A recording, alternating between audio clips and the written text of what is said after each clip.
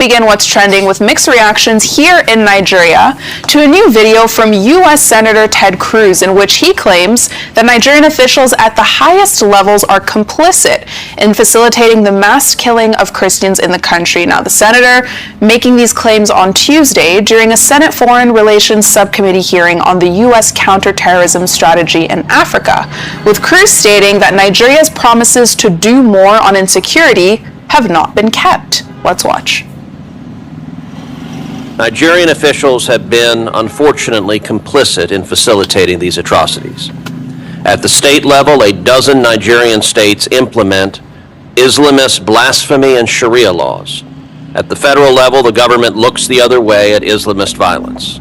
I'm sorry to say that Nigerian officials are, at a minimum, in denial of the government's role.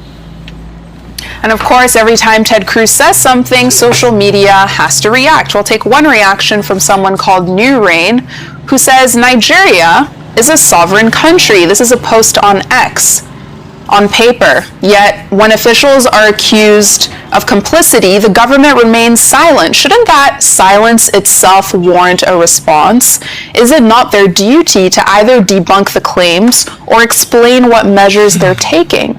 Instead, the silence feels like a quiet endorsement. And as we talk about America's interest in matters here in Nigeria, let's look at new video posted by the content creator and activist Ebube Joseph, as he's seen leading a pro-Trump peaceful protest. Now, in the clip first posted this week, Joseph, along with a group of other people, are seen carrying posters, chanting, begging for Trump to come to Nigeria. Let's watch. Trump must come in Nigeria. He must come. We support the coming of American soldiers in Nigeria. And President Trump must come in Nigeria. We are begging President Trump to fulfill his promise. The killing is still going on. Do you support President Trump?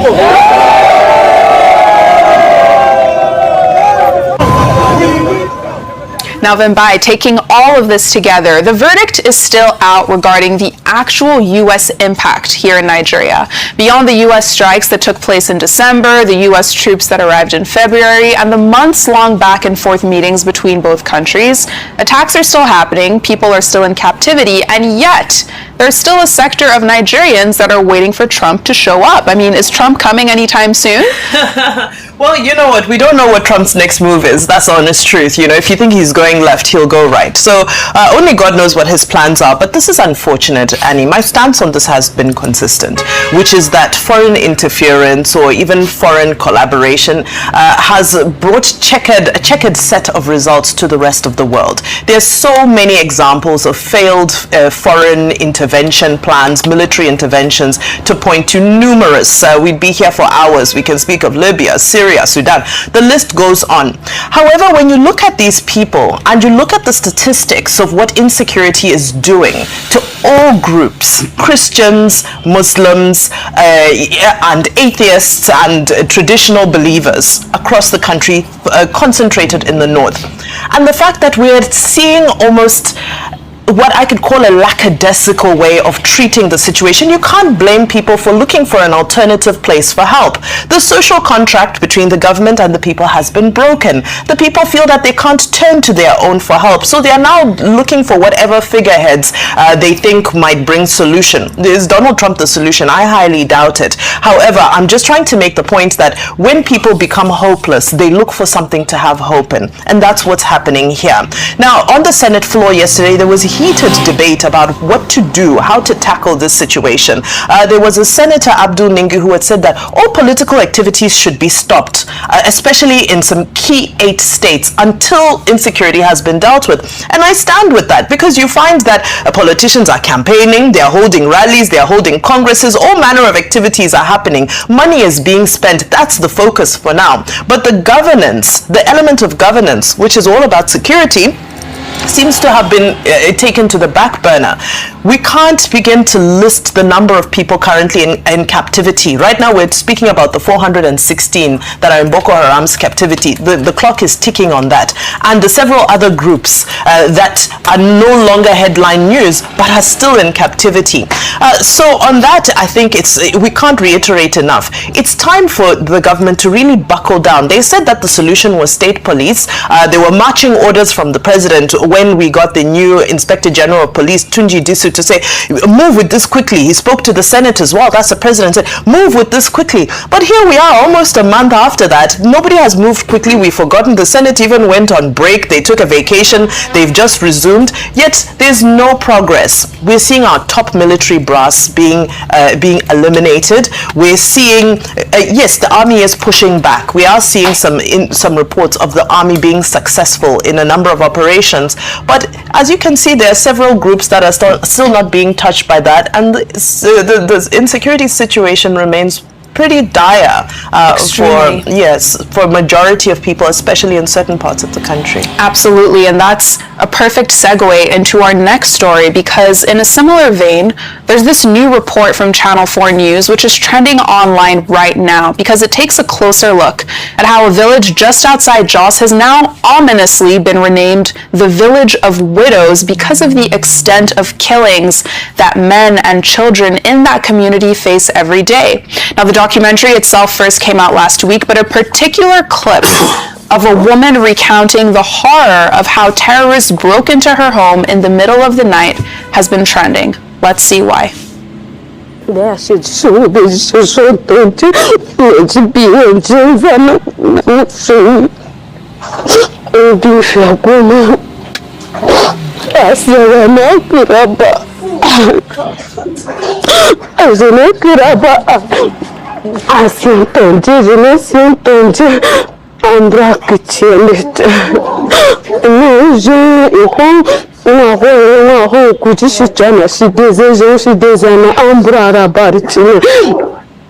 Now, the woman in the video later proceeds to fully break down on camera after that account, and the rest of the documentary is filled with testimonies of women just like her who are now unfortunately part of this community of losing their husbands, their children, with a lot of questions about who will help them and where they go from here. And what's interesting about this, Rufai and Dr. Abati, if you can both speak to this, is that this particular clip has been trending internationally. It's not just in Nigeria, but a lot of American content creators have started pointing to this clip as, look at what's happening in Nigeria. Okay, so let me take all the stories together. Let me start from Ted Cruz. Yes, I know some will say, oh, Nigeria is a sovereign country. Why does Ted Cruz have a right to speak? He doesn't know what he's talking about. Blah, blah, blah, blah, blah. Oh, there is no Christian genocide. Yes, it's a contextual matter. You know, Nigeria's security architecture and what is happening in Nigeria can be related in different ways. It's a contextual matter. Shit. Interesting idea, but let me read a quote for you. During a church service for Armed Forces Remembrance Day at the National Ecumenical Center in Abuja in 2012, President of Nigeria, Goodluck Jonathan, admitted that the terrorist group Boko Haram had successfully infiltrated various branches of his government. The key highlights of that statement: he stated that Boko Haram sympathizers were present in the executive, the legislature, and the judiciary. He specifically noted that members and sympathizers had also planted themselves within the armed forces and the police and security outfits. He compared the challenges in Nigeria to be worse than the Nigerian Civil War of 1967 to 1970. Even worse because the enemy was no longer predictable and often lived among them. He described the situation as so complex that even if one's son is a member, one will not even know, warning that someone could plant a bomb behind your house without your knowledge. 2012 to 2026 is how many years? 14 years. When did all of this Boko Haram insurgency start? 2008, 2009, right? When Mohammed Yusuf was killed. So he said this about 4 years after, at the thick of the Boko Haram insurgency. So 4 years plus now, we've been doing this for 18 years. Since he said this, 14 years down the line, one would have thought that the Nigerian state would have even cared that if the president of a sovereign called Nigeria said our government is infiltrated, let's make an attempt to rid the government of the infiltration. Nothing was done. And this has continued for 14 years. So it has continued to the extent now that we think Trump is a messiah. Delusion. Trump thinks of America. Trump has not fixed straight up hormones, or hormones like I like to call it. He doesn't care about you. Yes, I know the Christmas Day bombing excited a lot of people. He's a showman. Don't forget, he made his name on reality TV. It's not that a big deal. This is a man that has appeared on WWE. I mean, I saw the fight with Mahon the other day. So he's a showman. He doesn't think too much about you. And also, coupled with the fact that this conversation about Christian genocide has now opened chop for American lobbyists. Jesus Christ. America is now a ground for Nigerian lobbyists. Nigerians are paying so much money to American lobbyist company. Some are lobbying for, some are lobbying against. The money is so much. Washington is awash with Nigerian lobby money. You can see all the interviews by government officials. Right. Nigeria will have to solve its problem internally, because if we don't do that, and we have to deal with honesty and transparency, and that's why you see the killings. The question I want to just ask this morning is, 14 years after Goodluck Jonathan made that statement, if I should come back in 14 years time and ask, which will be 28 years time, will Nigeria have rid itself of those that have infiltrated its government and are terrorist sympathizers? What you are confronted with is the state failing to live up to its responsibility. And that being the case, the responsibility of the state is to look out for the security and welfare of the people. Section 14, sub 2b of the 1999 Constitution. Section 14 also says, I think in the sub 1, that the sovereignty of the people is the most paramount thing for the Nigerian government. And when you go to chapter 4, it tells you how the people are very important, how the dignity of their person is important, the freedoms that they are entitled to. What terrorism, insurgency, banditry, kidnapping will seem to be conveying is that the Nigerian state has failed the people in all of those respects. The devil is in the details. Now take whether it is Kimberly Daniels or Rep. Riley Moore or Senator Ted Cruz.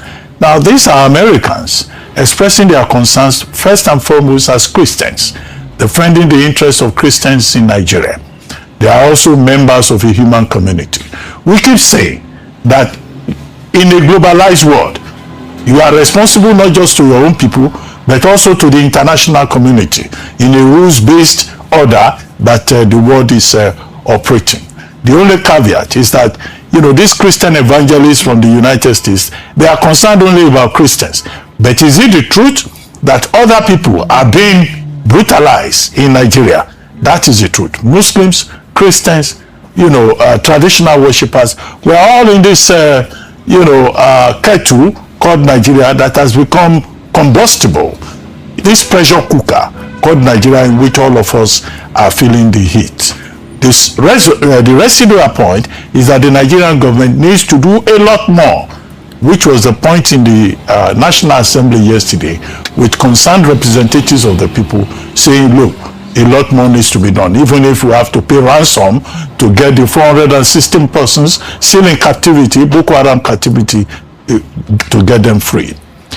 The lady in Plateau, Lisa Stephen, that's her name, her hand was chopped off, her husband was shot and killed, her first son was also sliced into two, as her second son was had his head smashed, so she lost about 3 persons. Only the eldest child survived, but she lost her hand. Now, where is the dignity of the human person in Nigeria? Who would help her out now that she's a widow? So this is the dilemma that Nigerians face, with parts of the country having become killing fields. The killing fields of Benue, the killing fields of Southern Kaduna, although there is peace in Southern Kaduna now, the killing fields of the Plateau or the Borno. Now, those Nigerians who were protesting, saying, let Trump come and help us, Trump should come here. Well, it's not Trump that will solve our problem.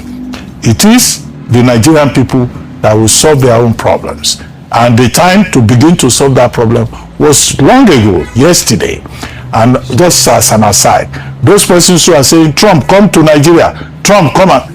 if they get arrested and they ask them to come and explain what they want Trump to come and do, may they be reminded that under Section 38 of the Criminal Code, incitement of foreign invasion is a felony. It's a punishable offense. So many Nigerians who are saying people should come from outside, they should qualify what they mean in that particular sense before they run foul of the law.